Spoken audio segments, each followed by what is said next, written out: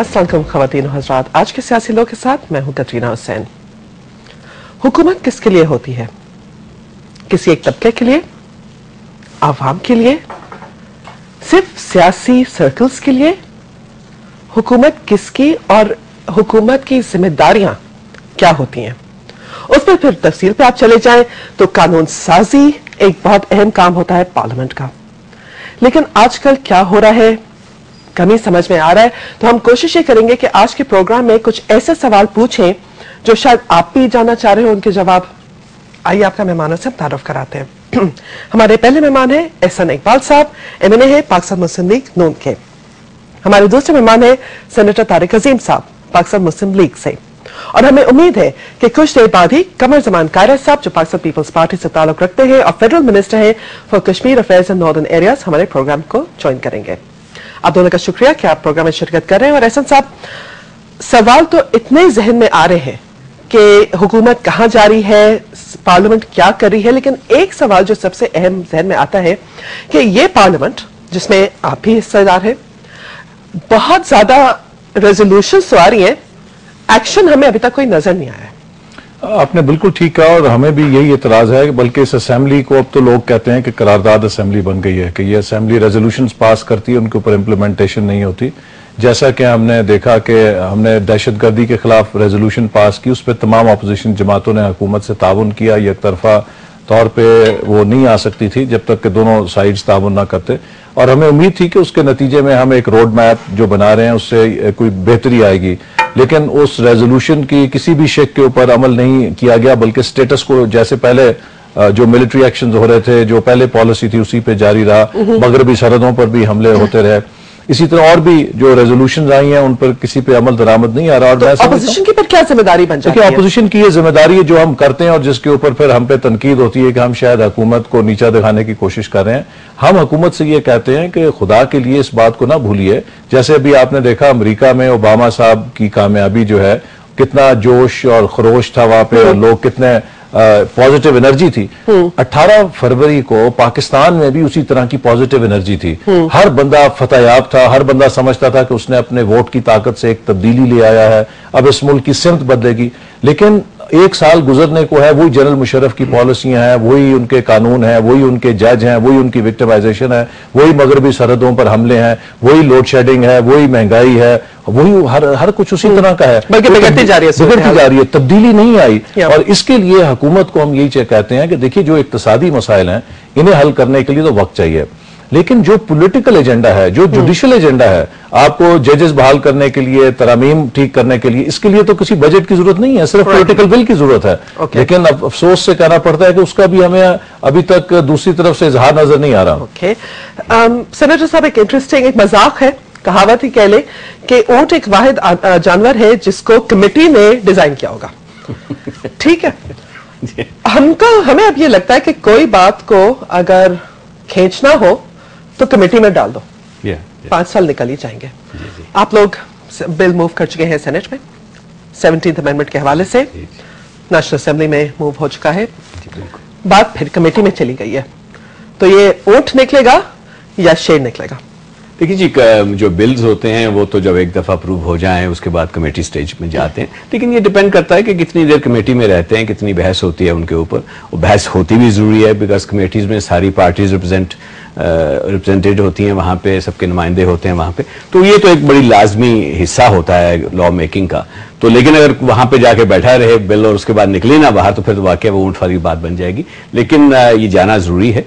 लेकिन बात यह किस हाल में निकले कमेटी से? जी, ये अगर निकले वो तो नेचुरली वो अगर कंसेंसस डॉक्यूमेंट बन जाए तो आसानी से पास हो जाएगा। जैसे आपको बखूबी इल्म है कि 17 अमेंडमेंट को अमेंड करने के लिए, अब ये देखें उसमें थोड़ा सा मेरा इख्तिलाफ शायद हो एहसन भाई से, कि देखें आप उसको टोटली उसको आप जो है रिपील नहीं कर सकते, तंसीख नहीं हो सकती उसकी। 17th अमेंडमेंट की अमेंडमेंट हो सकती है, या 18th अमेंडमेंट जो इन्होंने बिल पेश किया है उसमें क्योंकि ऐसी शिकें हैं जिसपे तो हम सब एग्रीड हैं। 18 साल की एज की उम्र की वोटर्स की लिस्ट हो गई, ख्वातीन की सीटें हो गई, सीटों को बढ़ाना हो गया, मखलूत तरीकाकार हो गया इंतखाबात का, वगैरह वगैरह। ये सारी चीजें ऐसी हैं जिसमें सियासी पार्टियां और लेकिन उसमें कुछ ऐसी चीजें हैं, मसलन जो मार्शल लॉ का दौर था, जो मुशर्रफ साहब का दौर था, जिसको वैलिडेट किया गया है, वो अगर आप उसको टोटली उसको खत्म कर देते हैं तो फिर वो इलीगल बन जाता है सारा।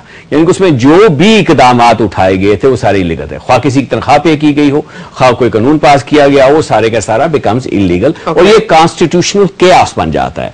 तो उसमें कह देना वो अलबत्ता ये है कि बाकी सारी चीजें जो हैं उसको उनको आप उनके तरमीम कर सकते हैं या नए बिल ला सकते हैं उसके लिए, वो दैट इज आई थिंक। इस पॉइंट पे ऐसा सब डिस्कस कर लेते हैं मजीद के जब LFO आया था वो फिर 17th अमेंडमेंट की शक्ल में पार्लियामेंट के सामने आया था, तो उसमें ये बात सेनेटर ने जो उठाई है, तो 1999 के फिर वाकयात को पार्लियामेंट ने तो रेटिफाई कर दिया था, एक तरह से इंडेमनिटी दे दी थी, उसको अंडू किया जा सकता है? जी देखिए ना, उसको अंडू इस तरह किया जा सकता है कि जो 17वीं तरमीम की शिकें हैं जिन पर हमें एतराज है और हमें इत्तफाक है कि उनको खत्म होना चाहिए, तो वो डिलीट हो जाएंगी, और जिन शिकों को हम बरकरार रखना चाहते हैं उन्हें हम बरकरार रखेंगे। तो इसीलिए जो हमारा 17वीं तरमीम को खत्म करने का बिल है उसमें हमने जो 4 चीजें मिसाक जमहूरियत में तस्लीम की थी, ज्वाइंट इलेक्ट्रेट था, 18 साल की वोटर्स एज थी, खवातीन की नशस्तें और असेंबलियों की नशस्तों में इजाफा, और जॉइंट इलेक्ट्रेट, जी इन 4 चीजों को बरकरार रखते हुए हमने बाकी शिकों को कहा उन्हें डिलीट कर दिया जाए असेंबली से। तो आइन दोबारा 12 अक्टूबर 99 की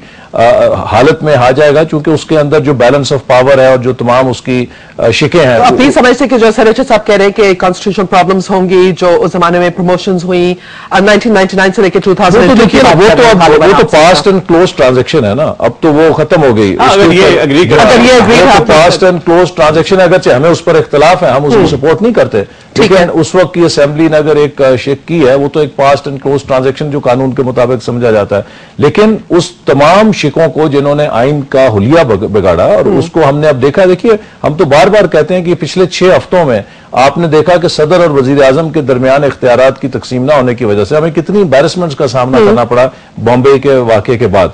लिहाजा आज बल्कि मैं असेंबली के अंदर हफीज पीरजादा साहब की वो तकारीर पेश की कि जो उन्होंने आइन बनाते वक्त की थी, ये दिसंबर 1972 और फरवरी 1973 जब ये आइन पास हो रहा था, तो हफीज पीरजादा साहब ने बहुत तफसील से कहा कि हमें कहा जाता है कि इस आइन में हमने सदर के इख्तियारात नहीं रखे, सदर को बिल्कुल सेरेमोनियल कर दिया। तो उन्होंने कहा कि दर हकीकत हमारी तमाम तारीख में जो फितना पैदा होता रहा है वो ऐवान सदर के इख्तियारात से होता रहा है, जहां से वजीर आजम को बरतरफ किया जाता रहा, हुकूमतों और असेंबलियों को बरतरफ किया जाता रहा, और एक पार्लिमानी निजाम हुकूमत में सदर और वजीर आजम के दरमियान इख्तियारात के तवाजुन का कोई तसव्वुर नहीं है। उन्होंने कहा कि पार्लियामान खुद मुख्तार है और वजीर आजम पार्लियामान को जवाब दे, लिहाजा वो चीफ एग्जीक्यूटिव है, और अगर सदर कुछ करेगा तो वो वजीर आजम की एडवाइस पर करेगा।